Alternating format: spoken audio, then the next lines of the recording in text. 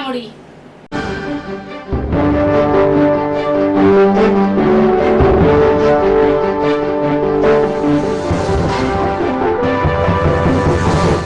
राज्य सरकारचा अत्यंत बहुचर्चित प्रकल्प असलेल्या ठाणे बोरिवली भुयारी मार्गाविरोधात आज मुल्लाबाग येथील रहिवाशांनी रस्त्यावर उतरत आंदोलन केले.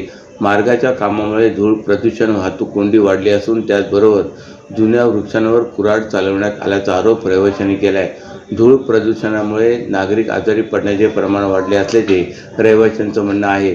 हा मार्ग मुल्लाबाग येथून रस्त्यावरून नेण्याऐवजी मुल्लाबाग येथून युनी ॲपेक्स पर्यंत भुयारी मार्ग नेण्यात यावा अशी मागणी त्यांनी केली.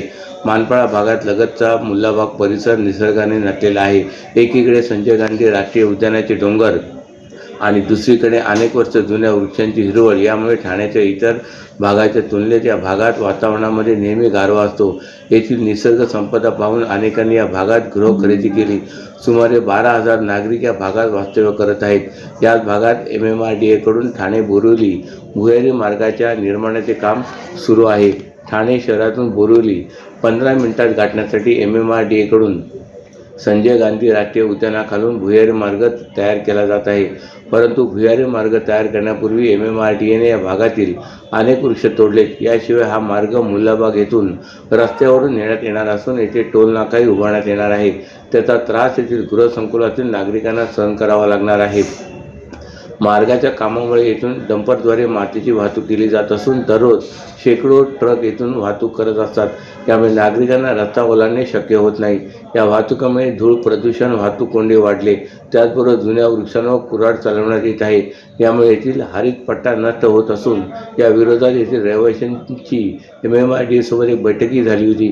ठाणे बोरिवली बोगद्याच्या भुयारी मार्गाला विरोध नाही, परंतु हा बोगदा मुल्लाबाग येथे संपणार आहे.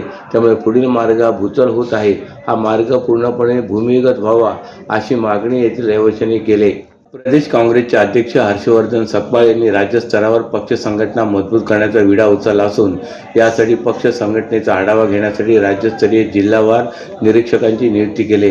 त्याचाच एक भाग म्हणून ठाणे काँग्रेसची आढावा बैठक ज्ञानराज सभागृह 5 पगाडी ठाणे येथे शहर काँग्रेसचे प्रभारी प्रदेश उपाध्यक्ष शरद आहेर, नवनियुक्त निरीक्षक जिशान हुसेन, प्रदेश सरचिटणीस चंद्रकांत पाटील, प्रदेश सचिव संतोष केने यांच्या प्रमुख उपस्थितीत व ठाणे काँग्रेसचे अध्यक्ष विक्रांत चव्हाण यांच्या मार्गदर्शनाखाली पार पडली. यावेळी ठाणे काँग्रेसचे अध्यक्ष विक्रांत चव्हाण यांनी चित्रफितीसह काँग्रेस पक्षाची वाटचालीचे सादरीकरण करून आजपर्यंत केलेली आंदोलने, निषेध मोर्चे, मासिक बैठका याची सचित्र माहिती विशद केली. यावेळी मार्गदर्शनपर भाषण करताना डॉक्टर झाशीन हुसेन यांनी सांगितले की मी प्रदेश काँग्रेस व आपल्यामधील दुवा म्हणून येथे आलो असून काँग्रेसच्या प्रत्येक कार्यकर्त्यांशी संवाद साधणार असून तुमचे म्हणणे, सूचना मी प्रदेश अध्यक्षांपर्यंत पोहोचवण्यासाठी आलो आहे. तसेच यावेळी कार्यकर्त्यांना नव्या उमेदीने आणि एकजुटीने काम करण्याचे आवाहन देखील त्यांनी केले. यावेळी काँग्रेसचे निरीक्षक या नात्याने त्यांनी ब्लॉक अध्यक्षांशी संवाद साधत संघटनात्मक बांधणीचा आढावा घेतला व दुसऱ्या टप्प्यात ठाणे शहर काँग्रेस अंतर्गत प्रत्येक ब्लॉक स्तरावरील बैठका घेण्यात येणार असून सर्व कार्यकर्त्यांशी संवाद साधणार असल्याचे त्यांनी सांगितले. यावेळी बोलताना प्रदेश उपाध्यक्ष ठाणे प्रभारी श्री शरद आहेर म्हणाले की काँग्रेस हा सर्वसामान्यांचा आणि सर्वधू समूहाचा विचार मांडणारा पक्ष आहे. गांधी विचारसरणीचे सर्वसामान्य व्यक्ती हर्षवर्धन सकपाळ आपल्याला प्रदेशाध्यक्ष म्हणून लाभलेत. संकटाच्या काळात जे पक्षाला सोडून गेले त्यांना जाऊ द्या, पक्षाला काही फरक पडत नाही. पक्षाचा कणा असलेल्या काँग्रेसचा कार्यकर्ता मुख्य प्रवाहाशी जोडून आपल्याला जोमाने काम करायचे आहे. येणारे दिवसही काँग्रेसचे आहेत. काँग्रेस पक्षाच्या विचारधारणेनुसार सर्वसामान्य नागरिकांच्या प्रश्नावर काम करण्याचा निर्धार यावेळी बैठकीत करण्यात आला आहे. सर्वसामान्यांचे प्रश्न सोडवण्यासाठी सुरू केलेल्या जनता दरबार जनसेवकांचा जनसंवादाच्या निमित्ताने भाजप नेत्यांमध्ये चढाओढ सुरू झाली. काल राज्याचे वनमंत्री तथा पालघरचे पालकमंत्री आणि भाजपचे ठाणे जिल्हा संपर्क मंत्री गणेश नाईक यांनी ठाण्याच्या डॉक्टर काशीनाथ घाणेकर नाट्यगृहात जनता दरबार घेत जनतेच्या समस्या आणि प्रश्नांचे निराकरण केले. तर दुसरीकडे भाजपच्या खोपड येथील कार्यालयामध्ये भाजप आमदार संजय केळकर यांच्या वतीने जनसेवकांचा जनसंवाद या उपक्रमाच्या माध्यमातून नागरिकांच्या प्रश्नांवर तोडगा काढण्याचा प्रयत्न करण्यात आला. त्यामुळे भाजपच्या नेत्यांचे या माध्यमातून जोरदार शक्ती प्रदर्शन सुरू असल्याचे चित्र आहे. भाजप ठाणे जिल्हा संपर्क मंत्रीपदी नाईक यांची नियुक्ती झाल्यानंतरचा ठाण्यातील दुसरा जनता दरबार कार्यक्रम होता. पहिला उपक्रम महाजनवाडी सभागृहात झाल्यानंतर काल डॉक्टर काशीनाथ घाणेकर नाट्यगृहामध्ये जनता दरबार आयोजित करण्यात आला होता. यावेळी भाजप पदाधिकारी व कार्यकर्त्यांची मोठी गर्दी केली होती. यावेळी केळकर यांनीही महापालिकेअंतर्गत अतिक्रमणे, पाणी विषय, पोलीस स्टेशन तक्रारी, फसवणूक, शैक्षणिक विषय, ब्रह्मण तलाव विषय, नोकरी विषय, सहकार क्षेत्रातील विषय, पोलीस सोसायटी विषय अशा विविध विषयांवरील 50पेक्षा अधिक निवेदने यावेळी स्वीकारण्यात आली. महाराष्ट्रातील भगिनींना आधार देणारी राज्य शासनाची मुख्यमंत्री माझी लाडकी बहीण योजना. या योजनेअंतर्गत अल्प उत्पन्न गटातील 21 ते 65 वयोगटाच्या भगिनींना मिळणार दरमहा 1500 रुपयाची मदत. अर्ज करण्यासाठी 31 ऑगस्ट 2024 पर्यंत मुदतवाढ. कुटुंबाचं वार्षिक उत्पन्न 2.5 लाख रुपयांपेक्षा कमी असलेल्या महिला पात्र. कुटुंबाकडे पिवळं किंवा केशरी रेशन कार्ड असल्यास उत्पन्नाचा दाखला आवश्यक नाही. पांढरं रेशन कार्ड असेल किंवा रेशन कार्ड नसेल तर कुटुंबाचं वार्षिक उत्पन्न 2.5 लाखांपेक्षा कमी असल्याचा दाखला आवश्यक. योजनेसाठीचा ऑनलाईन अर्ज नारी शक्ती दूत ॲपवरून किंवा पोर्टलवर भरता येईल.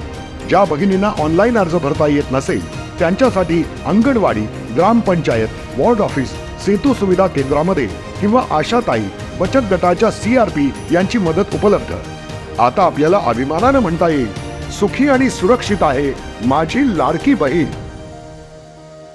सार्वजनिक आरोग्य विभागाच्या वतीने जागतिक आरोग्य दिनानिमित्त आयोजित राज्यस्तरीय कार्यक्रमात ठाणे जिल्ह्याने उत्कृष्ट कामगिरी केल्याबद्दल 2 मानाचे पुरस्कार पटकावले आहेत.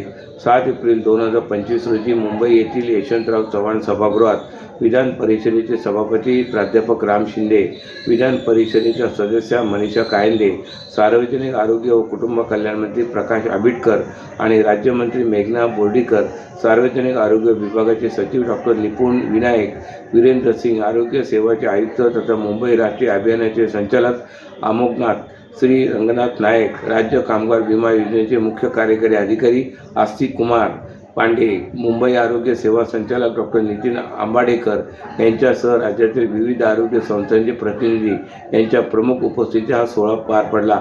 या गौरवशाली सोहळ्यात ठाणे जिल्ह्यातील जिल्हा रुग्णालय, ठाणे आणि उपजिल्हा रुग्णालय, शहापूर या 2 आरोग्य संस्थांचा आरोग्य विभागाच्या वतीने प्रतिष्ठित पुरस्काराने सन्मान करण्यात आला आहे. ठाणे जिल्ह्याने मोबाईल मेडिकल युनिट कार्यक्रमांतर्गत केलेल्या उल्लेखनीय कार्याची दखल घेत राज्यात प्रथम क्रमांक पटकावला आहे. दुर्गम भागातील नागरिकांपर्यंत आरोग्य सेवा पोहोचवण्यात जिल्ह्याने प्रशंसनीय कामगिरी केली.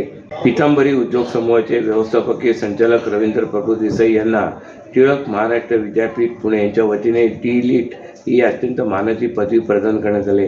ठाणेकरांच्या वतीने त्यांचा भव्य नागरी सत्कार 17 एप्रिल रोजी करण्यात येणार आहे. नागरी सत्कार समितीच्या वतीने घेण्यात आलेल्या पत्रकार परिषदेत ही माहिती देण्यात आली.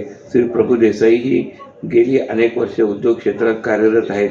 उद्योग क्षेत्रामध्ये यशस्वी होत असताना प्रभू देसाई यांनी केवळ ठाणे शहरातीलच नाही तर महाराष्ट्रातील अनेक सामाजिक संस्थांना सरळ हस्ते मदत करून या संस्था उभ्या करण्यात मोठे सामाजिक योगदान दिले आहे. श्री प्रभू देसाई यांचे उद्योग क्षेत्रात आणि सामाजिक क्षेत्रात ज्या पद्धतीने योगदान आहे तसे आध्यात्मिक क्षेत्रात देखील त्यांनी मोठे योगदान दिले आहे. श्री प्रभू देसाईंना टिळक महाराष्ट्र विद्यापीठ पुणे यांच्या वतीने प्रदान करण्यात आलेली DLIT ही पदवी म्हणजे ठाणे शहराचा बहुमान असल्याचे संजीव ब्रह्मे यांनी सांगितले.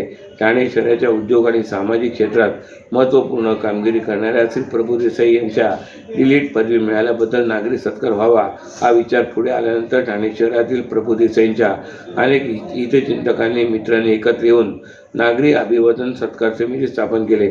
यात नागरी अभिवादन संस्कार समितीच्या माध्यमातून गुरुवारी 17 एप्रिल रोजी श्री प्रभू देसाई यांचा जाहीर सत्कार आयोजित करण्यात येणार आहे.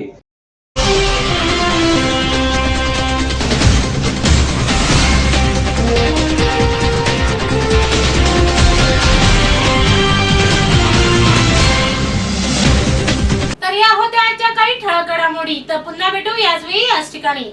ठाणे दर्पण या वृत्तवाहिनीचे प्रसारण YouTube वर पाहायला विसरू नका.